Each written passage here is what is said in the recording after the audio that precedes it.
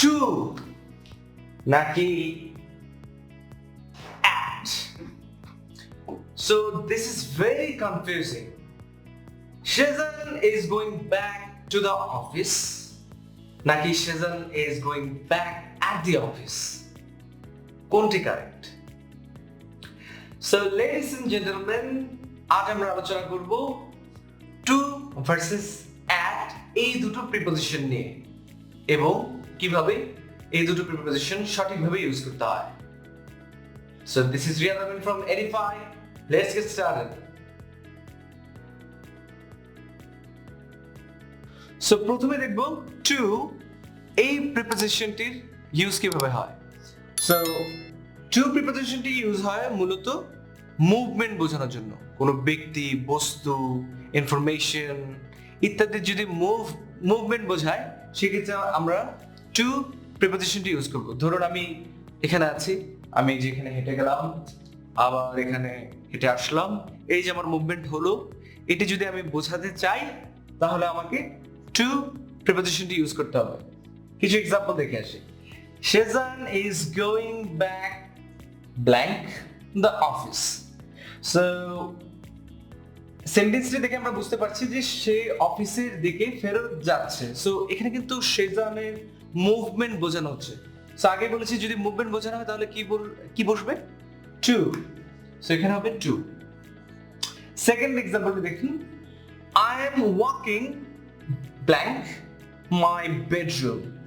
So এর অর্থ কি এরকম যে আমি বেডরুমে হাঁটাহাঁটি করছি?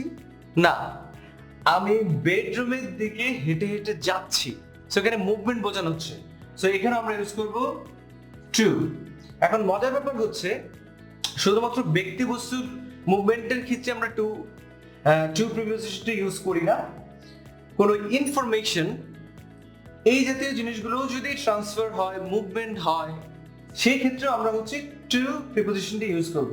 যেমন he is talking blank me. So আমার সাথে কেউ কথা বলছে। সো একজনের মাধ্যমে আমার কাছে ইনফরমেশনের মুভমেন্ট হচ্ছে। সো ইনফরমেশনের যে মুভমেন্ট হচ্ছে এই জন্য আমরা ইউজ করতে পারি he is talking to me. Same goes for the last example, she is reading a book blank me. So আমাকে কেউ একজন বই পড়ে শোনাচ্ছে। সো ও যে বই পড়ে শোনাচ্ছে, সো কি হচ্ছে ইনফরমেশনটা পাস হচ্ছে আমার দিকে।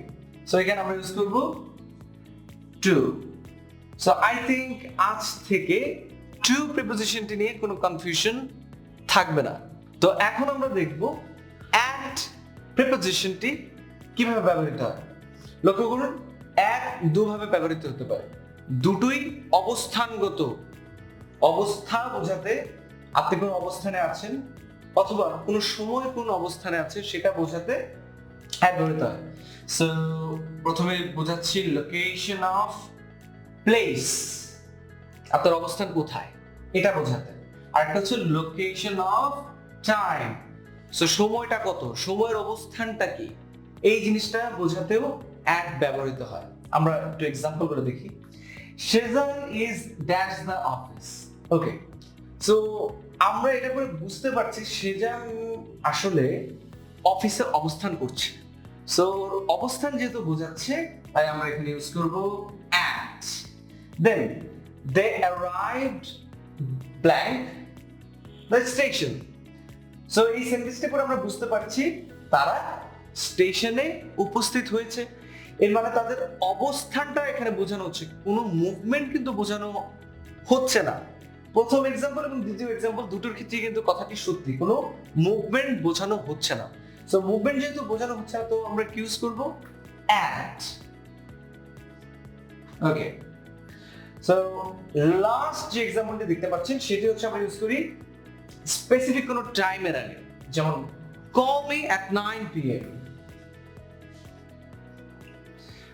সো এই গেল at প্রিপজিশনের ব্যবহার। সো আমার মনে হয় আজ থেকে আমরা to এবং at এই দুই ধরনের প্রিপজিশন ইউজ করার ক্ষেত্রে কোনো কনফিউশন কাজ করবে না। So viewers, there are some examples for you to do. So প্রথমটা হচ্ছে meet me to or at the tea store. 2. I sent an email to নাকি at my boss. He went to নাকি at Australia. So viewers, সঠিক উত্তরগুলো জানিয়ে দিন comment বক্সে।